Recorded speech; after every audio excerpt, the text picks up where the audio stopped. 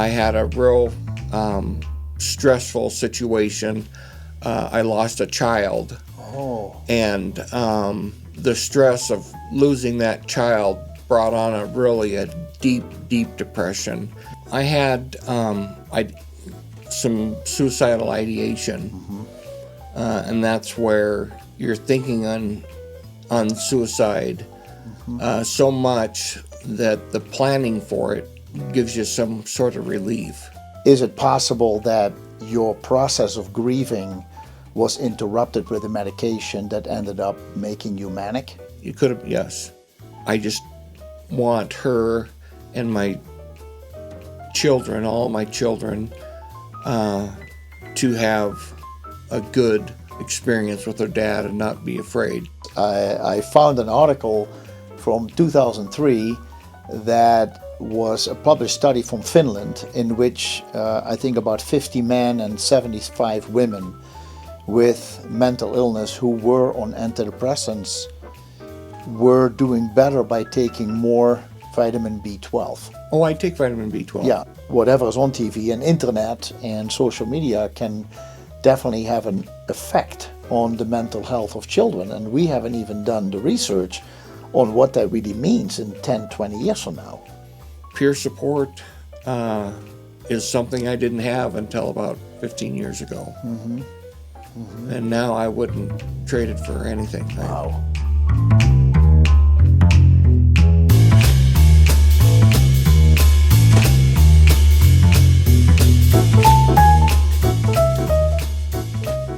Welcome to the show. This is Health in Focus with Jacobus. I am your host, Jacobus Hollewijn.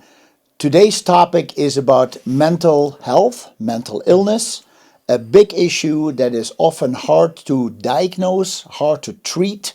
It's not easy. Too many people walk around with a mental illness and they may or may not know about it. They may or not get treatment for it. They have families, they have children, they have work, and mental health can have a strong effect on that. Today, my guest is Mike Parker. Mike Parker is somebody who lives in this community. He is somebody I have met many years ago as a customer at the store. We started talking throughout the years, and it was very interesting when I talked to him not too long ago. He said, I have tried the things in your store that you recommended, and it just didn't get me to the point where I wanted to be. And so he said, I started working my physician, and we have come up with a cocktail that works just right. He said, it has given me a chance to be a father again, given me a chance to be a husband, and given me a chance to be able to do my job. And I thought that statement was so profound, came so from the heart, that I said, Mike, we should talk. And so I really appreciate you coming in, Mike. Good morning to you. You're welcome. Yeah. Good to be here. Yeah, that was for me a point, wow, this is so important to discuss because, yes, I like to talk about natural health and alternative health, but sometimes, maybe many times, it's not strong enough. Maybe people don't take enough, or medications for mental health are just working better. Tell us a little bit about your story. Well, it's been a long journey. I was first diagnosed with bipolar 30 years ago. That was in June of '94. I was, to give you a little history, I was raised north of Bozeman in the agricultural community, and had a really wonderful upbringing.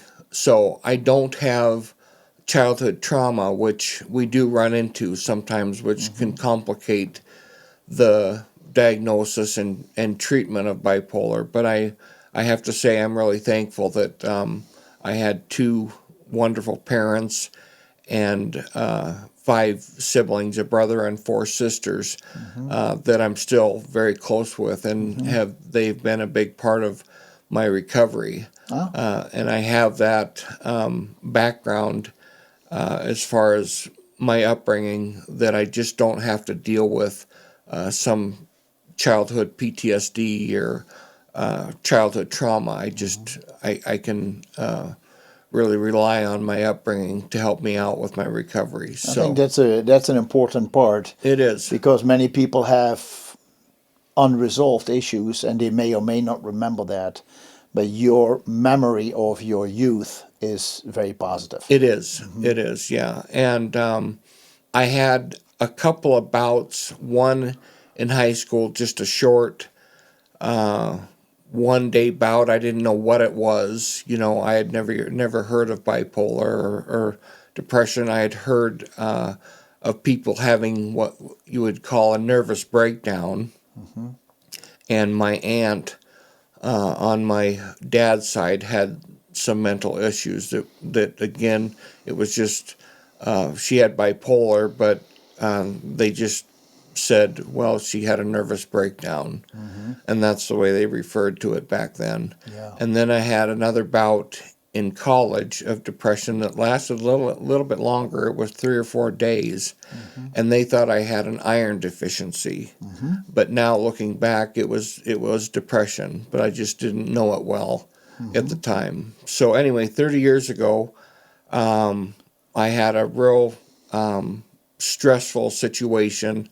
I lost a child. Oh. And the stress of losing that child brought on a deep depression. Wow. In October the year before I was diagnosed, and I went to the priest of the church I was going to look for some help, and he didn't have anything. And then he referred me to a psychologist in the congregation, and went there for a few times, and he didn't have anything. And then so he sent me to an MD, and the MD recognized the depression but didn't explore it close enough to see the bipolar, and so he gave me medication that sent me into a manic episode. And I didn't it was more of a hypomanic. It wasn't full-blown manic. I didn't sleep for about 3 months. Whoa. Yeah. So Did you feel tired? I didn't. No. I didn't. I just had this energy, I didn't know what it was, and I was working. I had an insurance agency in Belgrade, and was leasing a place north of Bozeman here. So I would go into the office at 3 in the morning and work until 5, go to the gym, play basketball, then go back into the office. No and, way. So the insurance company was happy about it because my production was so high. They didn't. Nobody was recognizing it except for my parents. They were concerned. Yeah. Because they knew that I was burning both candles. Burning the candle at both ends. Yes. And so didn't know what was happening, and then finally, like I say, in June of '94, I couldn't get my heart to slow down because I just hadn't slept, and I went off the medication. I only took the medication for one medication I took for 3 days, and the other one I took for 7, and it just was enough to bump me up into a hypomania. So I ended up in the emergency room, and that's when they diagnosed me with bipolar. So losing your child was in '93. Yes. And then June of '94, after you had already struggled Yes. for all these months, then they diagnosed you with depression. In this case, bipolar. Yeah. Yeah. I have to say that I can just imagine that nobody in their right mind would be laughing when they lose a child. No. So I can imagine that grief is the first thing that takes over, and it starts to affect 24 hours of your life. Yes. So I don't know if, bipolar is bipolar, I'm not denying that, but at the same time, the sadness and the grief is a period that we go through when we lose somebody or when we get shocking news, it doesn't always have to translate into a disorder because you weren't born with that. Well, you said you had something in high school, so. They were real minor. Yeah. There was nothing major about it. But do you feel that once you got that specific medication from that medical doctor, that kind of tipped you over the edge? It did, absolutely. So then my question, we don't have to get technical or medical in this case, is it possible that your process of grieving was interrupted with a medication that ended up making you manic? You could have, yes. Yeah. Okay. I just didn't know how to grieve that loss. I think it's impossible. I was in physical good shape, and in the past, like when I've had stressors, I would exercise, to deal with it. But in this case, the grief was so great that I couldn't even run. And I was in shape at the time. I physically could not run. Yeah. Wow. So now you are being diagnosed. You're taking the medication. You go through this period where you don't sleep for 3 months. Your parents are worried. I mean, you're worried, obviously. Yeah. What was the next step? Was the medical doctor, when you were not sleeping, let's say for 3 weeks, was the medical doctor getting involved in this at this point? No, I knew something was wrong with that medication. I told my parents, I said, this has definitely brought me out of a depression, but I feel high. I felt abnormally high. Right. So I thought it would just go away, but what it did was kind of aggravate the situation and brought me into a hypomania. But I didn't, the first time I heard of bipolar or manic depression was when I ended up in the hospital. Yeah. And that doctor had diagnosed me, and then of course he gave me some medication to sleep, and I slept. Is that right? I did sleep. Yeah, Did he take you over the other medication, or you? I was already off of it. Okay, you were off. I only took that for 3 days, the one medication, and Really? 7 days another medication. And Both that of them are kept you awake for antidepressants. 3 Yes. months? Holy moly. Well, what it did was aggravate what was probably inevitable, was the hypomania or the bipolar. Yeah. So now what happened? What was the next thing that you had to go through? Got some medication. They figured the stress of work had something to do with it. So the first thing I did was my brother came in and took over the insurance agency. And so I quit doing that. Just started watching my stress. Got really involved with some horses and doing some horse work, which was really therapeutic and good. It was a good thing to do. So I just... Did you have horses? Yes. Or did you go to somebody who was like a horse whisperer or so? No, grew up with them. Okay. Yeah, just started spending more time with them and purchased one really good horse, a cutting horse that I worked with and did compete a little bit with, which was therapeutic and good, a good thing to do. They put me on a medication to stabilize me, and it was the same medication that they use for epilepsy. It's called Depakote, and it worked. Huh. But I still, I hadn't really embraced recovery. I went to my doctor's appointments. This was a different doctor, or this was the same doctor? Different doctor. This was a psychiatrist. The first one was a psychiatrist. This was a psychiatrist. Okay. The first one was just an MD. Yeah. Okay. And the second one was a psychiatrist. Okay. So, yeah. Anyway, got married and moved to Two Dot and managed a ranch there, and that went okay for a while. But then I fell into a depression. The medication wasn't addressing the depressed side of the cycle of the bipolar. And so moved back here, just kept working with the horses. Can I ask you something, Mike? Sure. I was told once by somebody, a dear friend, who said, you shouldn't be talking, on my radio show, she said, you shouldn't be talking about a topic of depression because you've never been depressed, so you don't know what it is. And I don't know if I have or have not, but it was a comment, you can take it different ways. When you tell me I got depressed, so I had to laugh because she made the comment, I cannot even talk about it because I don't know what it is. But let me ask you, when you say I got depressed, I understand from reading, depression can come out in many ways. As you mentioned, your manic period for you was working every night, day and night. Yeah. Staying up for 3 months. Yeah. What kind of symptoms go through you when you were feeling depressed?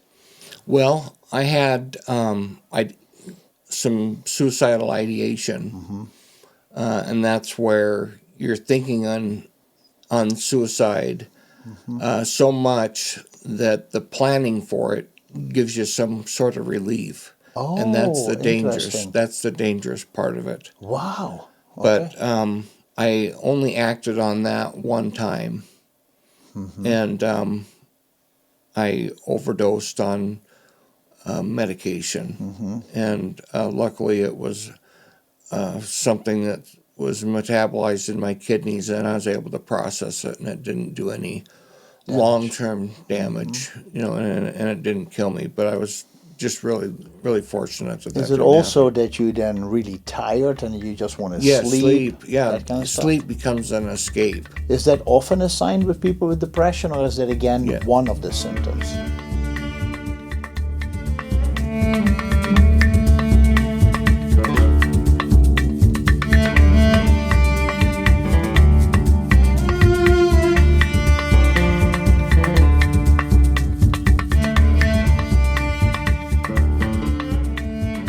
Not everybody would have that feeling of fatigue. I mean, I can imagine that if you are depressed, that the joy of life is gone, and that you don't want to go to work, and you don't want to go to the movies, or you don't want to hang out with friends. Yeah. But I also hear of people who have committed suicide, who people had no idea.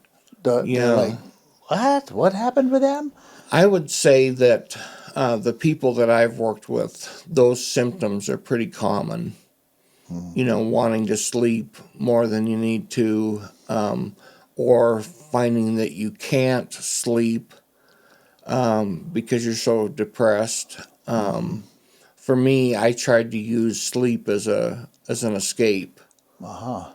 So for me, that's what happened. How long have you been married now at this point? You said you got married. Yeah, and for just a couple of years, and that marriage didn't last. I'm sorry. But we had a child, a wonderful child, and I can talk more about him later. But it was this bipolar was really hard on relationships because bet. I had 2 failed marriages. Yeah.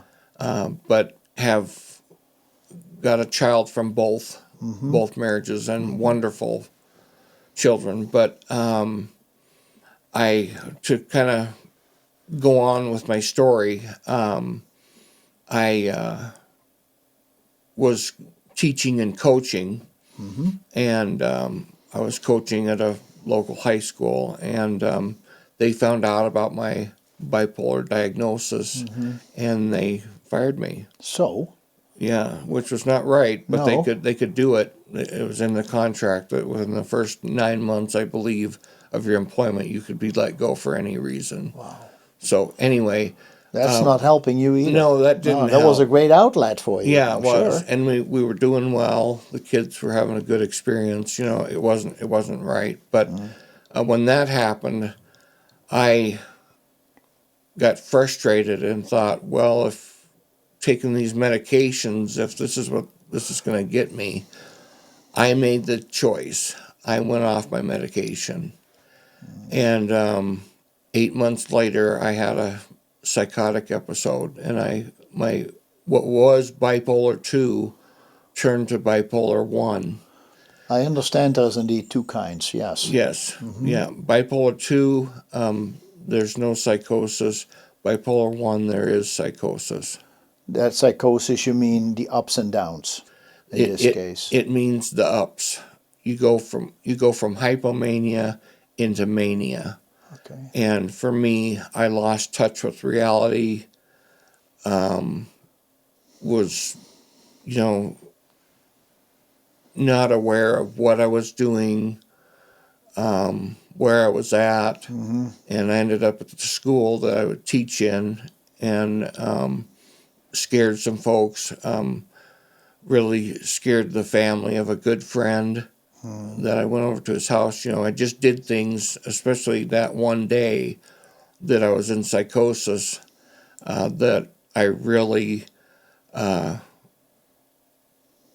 feel terrible about, and affected my career. I never was a teacher again after that, because it happened in the hall of the school I was teaching in. And I was eventually arrested. And there were some people around me that really cared about me and helped me out during that time. And I'm really grateful for them, because it could have been worse. Right time, right place. Yeah, it could have been worse. It was terrible. Like I say, I lost a friend. I lost my career. But for the most part, those people surrounding me really helped me out and helped me through that. And then I was hospitalized at the state hospital. Okay. And don't really know much about the first 2 weeks I was there. I was still in psychosis or mania, but they gave me some medication that brought me back to reality.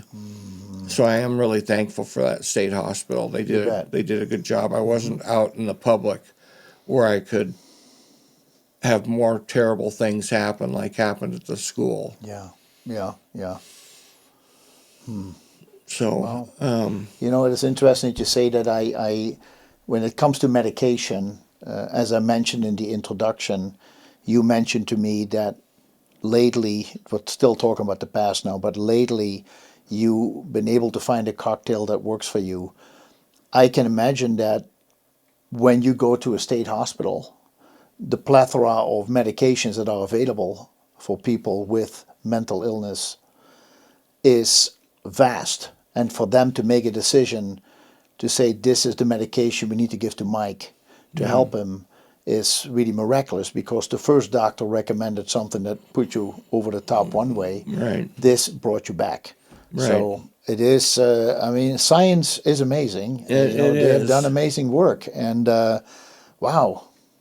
But 2 weeks, you said, I don't really know much about those first 2 weeks. You were pretty much asleep most of the time? No, kind of? I was manic. Oh, you were manic? Yeah. Okay. So I was moving around the halls of the state hospital, and they were trying to direct me, and they gave me some medication that brought me back. And then I was able to get on the phone with a real close friend who I was teaching with, and he let me know what happened. Oh, wow. In the school? Yes. Oh, wow. Yeah. Yeah, he let me know, because I just didn't know what had happened. And then I had a really good psych tech there at the state hospital that helped me. He would pass the football with me. He found out that I was a coach, and just brought me back to a more sane mind. Yes. Yeah. Beautiful. So it was scary time, but some wonderful people along the way. Well, and you say that, and then I want to ask you about that. You have a wonderful family. What was happening now? How were your parents getting involved in this? They heard about what happened in the school. Then you were transferred to the state hospital.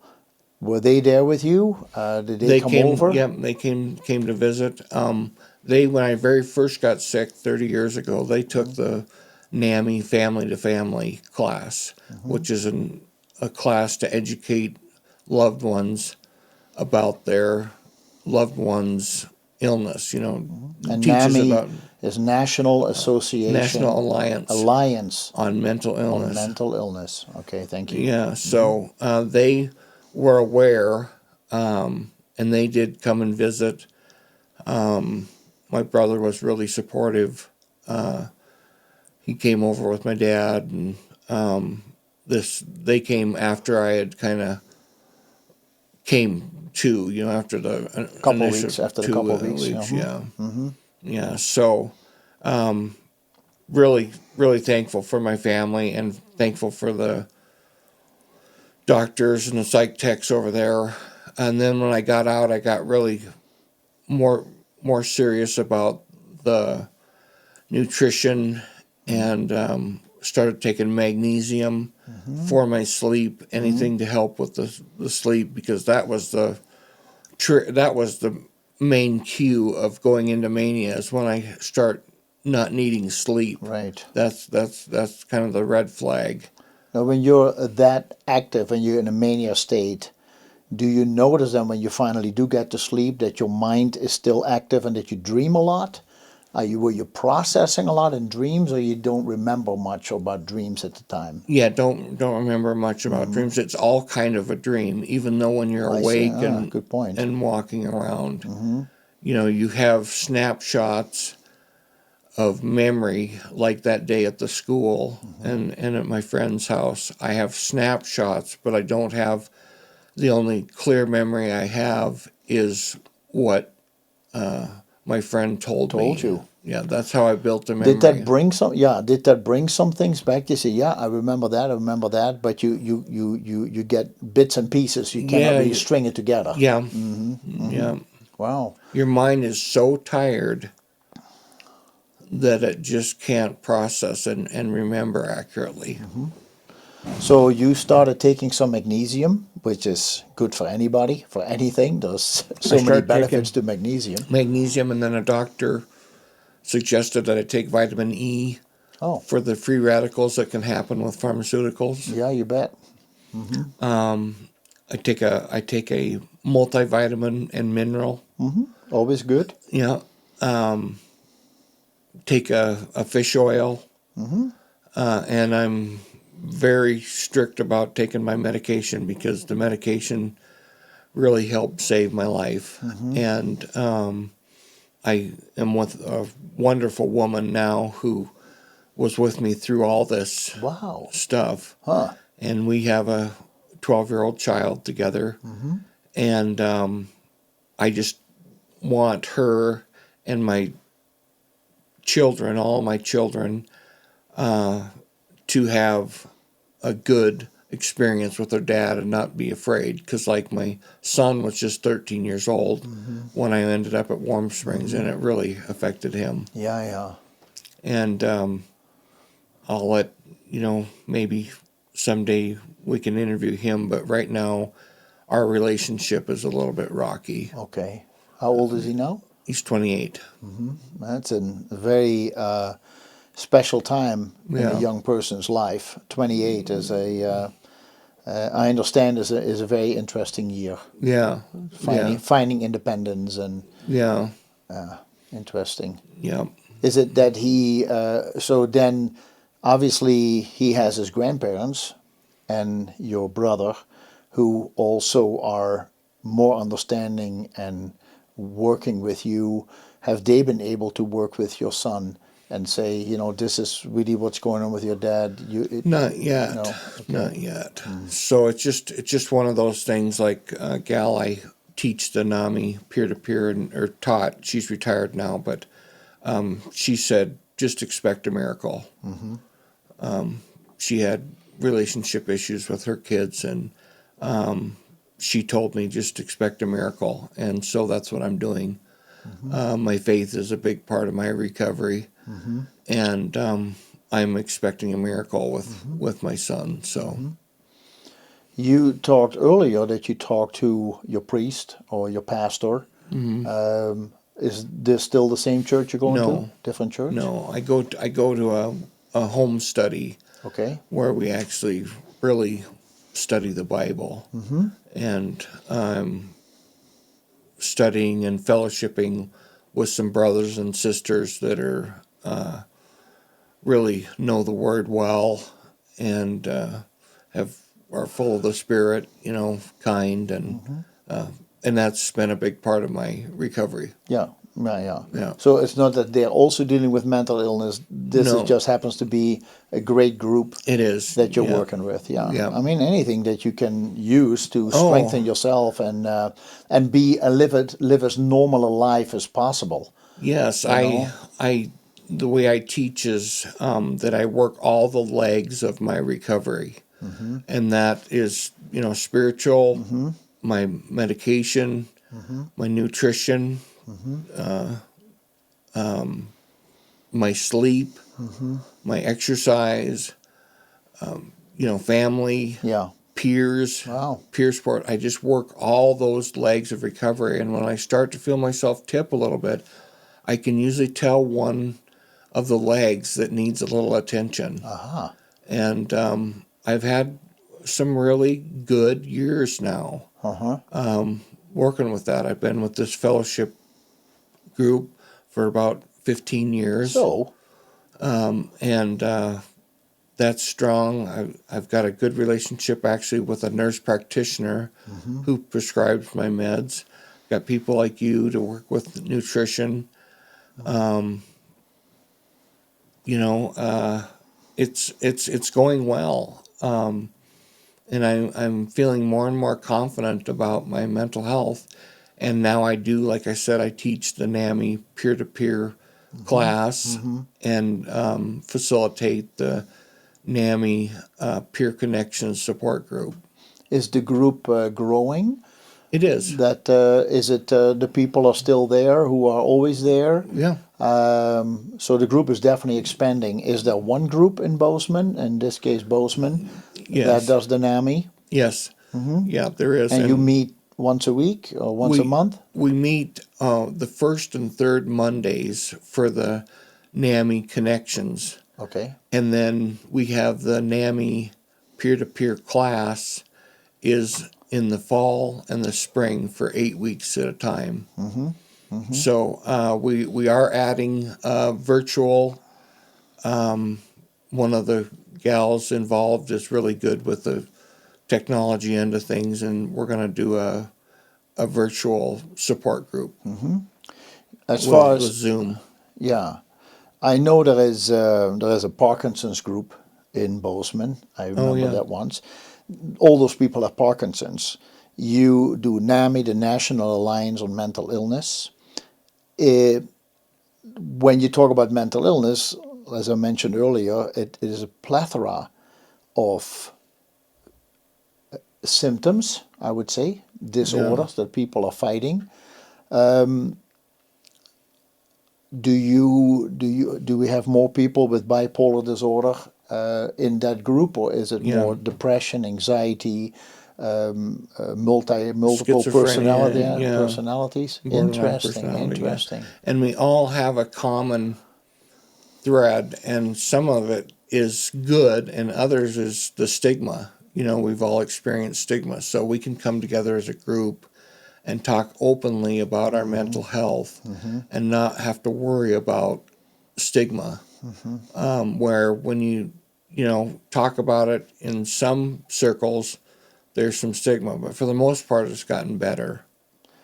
If you think about where mental health has come from, they used to, well, you did go to the state hospital, but in general, we're trying as much as possible to let people be able to incorporate back into society and live as normal a life as possible. Yeah. To regain strength. I think that is a vast improvement of where we were maybe even 40 years ago. I do believe that it is. we're learning. Is medication always the key? No. Do enough people actually look at possible causes of mental illness, or are they just going with the flow? What I want to say with that, as we talked about your youth, you don't recall anything that would have given you that as a young child. There's no physical, emotional abuse that you know of, and that's really important because many times people tap into that. For you, it came later in life as an adult. There are obviously people who have gone through abuse, who have gone through horrible childbirth, children that have been rejected and put up for adoption. Sometimes that affects people. Then you have your depression and anxiety. I have seen through my interest in nutrition and supplementation that with some of the nutrients, let's call it nutrients, artificial colors, artificial flavorings in food, that can trigger mental illness as well. So the addiction to certain foods that may turn into an addiction of any kind. Do we have addiction people with NAMI as well or not? Absolutely. Yeah. And those are big issues. I mean, so the field of mental health, mental illness, mental health is vast. And I can imagine that there's a lot of different people in here, and I want to. Well, you wanted to say something. Oh, it's just we refer to it as dual diagnosis. Okay. So people that come into our group that have quit drinking or using drugs are now faced with a mental illness because the alcohol or drugs masked their symptoms.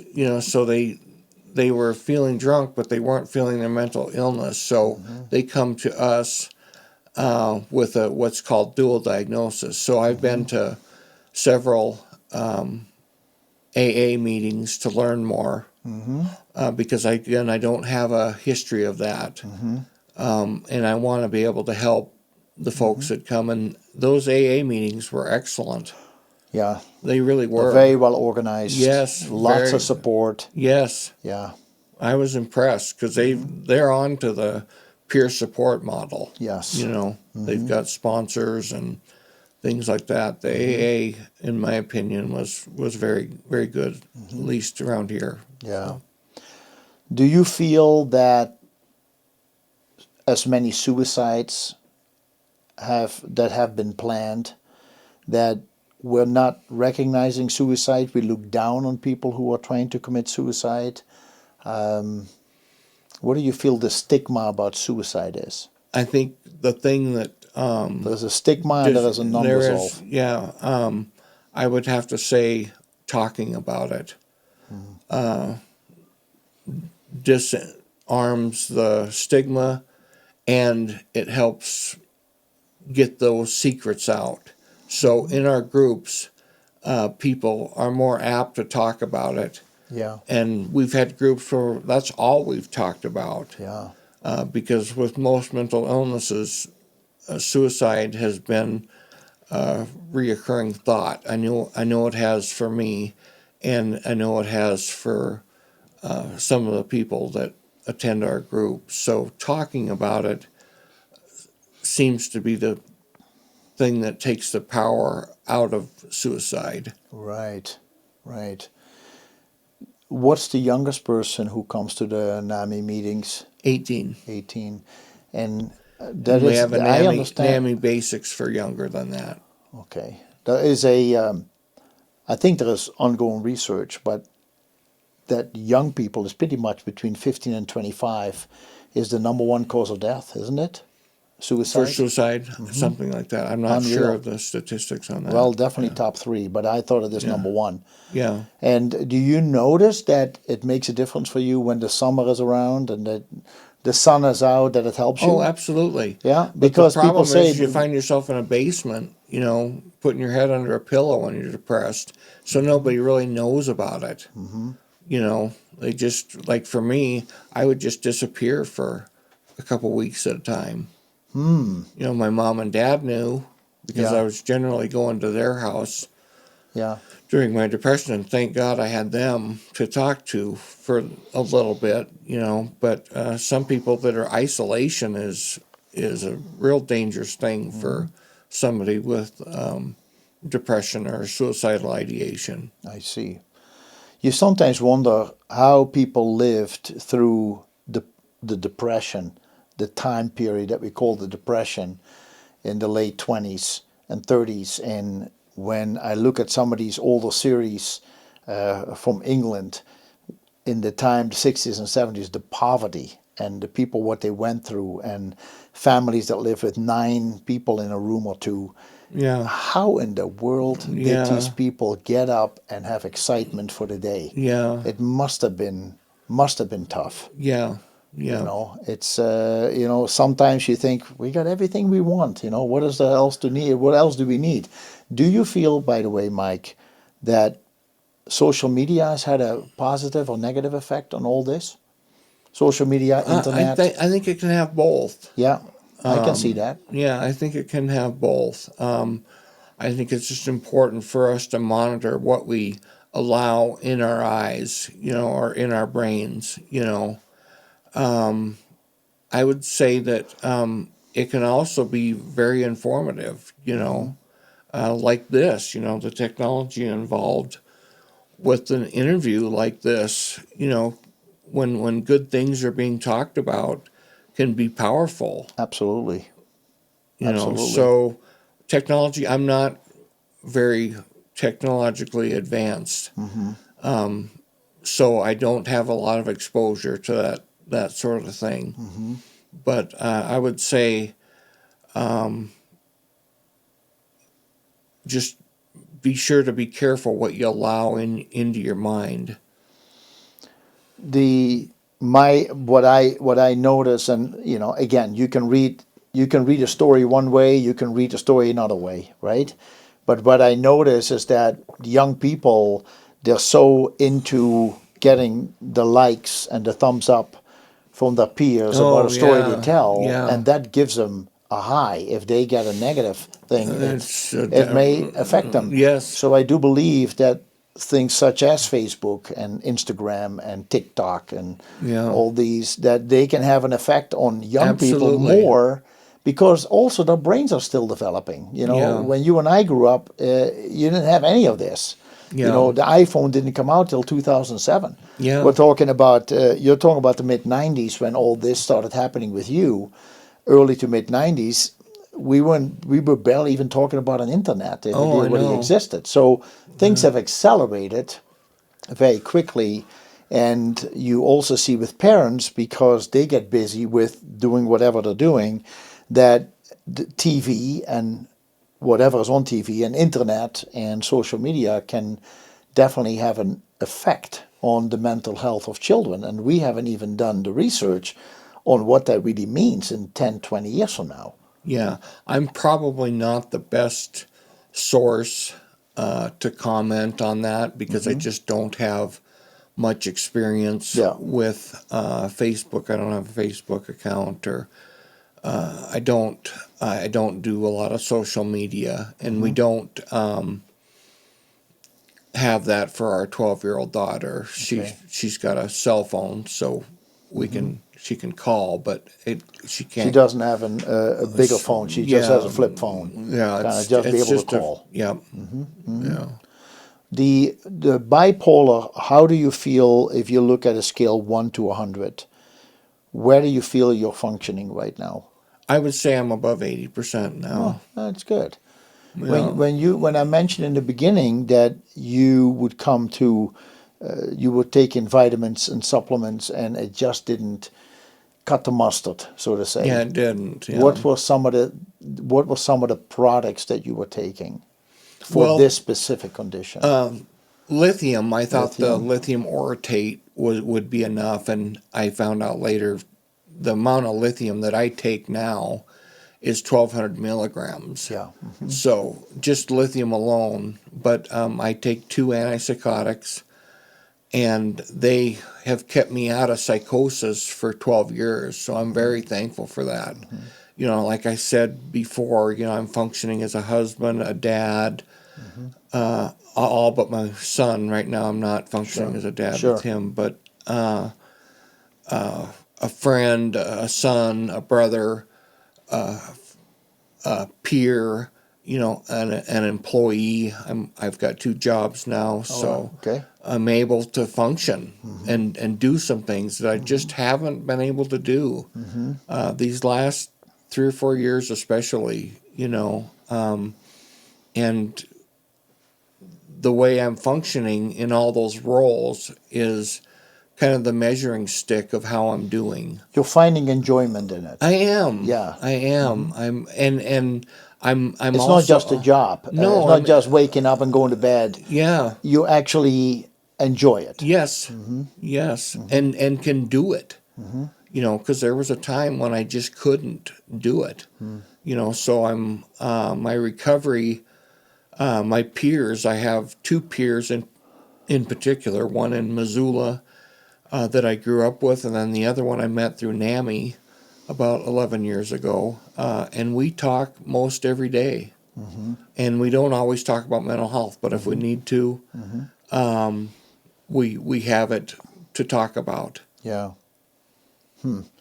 I was reading actually in in preparation for this. I found an article from 2003 that was a published study from Finland in which I think about 50 men and 75 women with mental illness who were on antidepressants were doing better by taking more vitamin B12. Oh, I take vitamin B12. Yeah, and so they said over this 6-month period where they tested these people, they noticed that those with a higher level of B12 in the blood Right. were definitely doing better. And so it is something that we often forget. It's a pet peeve of mine that I sometimes get frustrated when doctors do blood tests, that we get all the standard tests about glucose and potassium and all the white blood cells and the liver enzymes. That's all important, but there is no testing done on vitamin D, for example, unless you ask for it. Right. There is no test done on B12 unless you ask for it. And they talk about folate, which is a B vitamin, and B12. And you just wonder why, if we know that these are so important for us, why not do a blood test on it and see Right. what it is? We get blood tests that half the time the doctors don't even pay attention to, and that people don't know how to interpret. They don't even know what it stands for. So getting blood tests done on stuff like that will be interesting. And there's a book written about B12 by a nurse called Sandy Pacholok, and she said that that where the B12 on a blood test has a reference range between roughly 240 and 980, that's a huge range. Yeah. That she said when you look at a toddler's brain, which is totally a sponge to anything that happens around it, the B12 in a blood test on toddlers runs between 1100 and 2000. And so you wonder if we would bring our B12 up and then do a blood test after a month or 2, 3, and just find out where that number is. I do believe that if we can get our numbers on the blood test above 1,000, around 1,000 would already be great. And I do notice it when I talk to people and I ask them for their B12, that they say, yeah, it's about 500. The doctor said everything was okay. I said, do you take it? Yeah, I take it. How much do you take? 1,000 microgram. How about taking 5,000 for a few months? Just try it. See what happens. Yeah. And you just see that many of these people get uplifted. And you go, there are certain nutrients that, and I know you've tried and you're working with it and you still take things, but it is, as I said in the intro, you having found that cocktail that works for you, to me, that's the most important thing. Yeah. It's all that It does matters. work, and that's something I forgot to mention, that I do take it's called a B complex.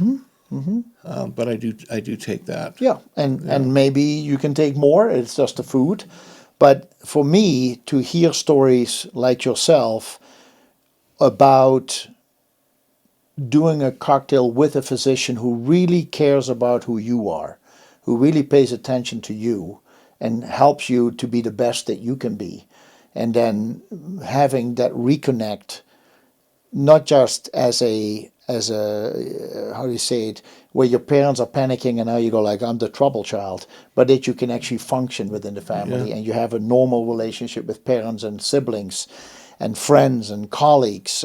To me, that is super important. I got to tell a little story. I have a sister that has a son that has some special needs. He's extremely bright, but has some special needs. So I looked into this, and there was a study done, I believe it was in Denver, Colorado, about telomerase. Are you familiar with telomerase? Yeah, it's telomeres. Yes, telomerase or telomeres? Telomerase is the enzyme responsible for repair and recovery of the telomeres. Okay, all right. So they did a study. They had the women come in where they could measure the blood, and some of these women formed support groups.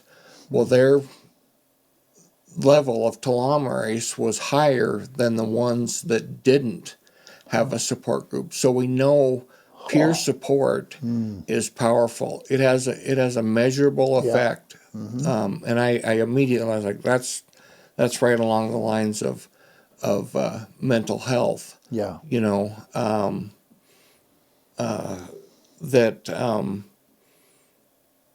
these peer meetings we group have a measurable effect on their health. Can help make people better. The peer support is something I didn't have until about 15 years ago. And now I wouldn't trade it for anything. Wow. I really appreciate it. That's good.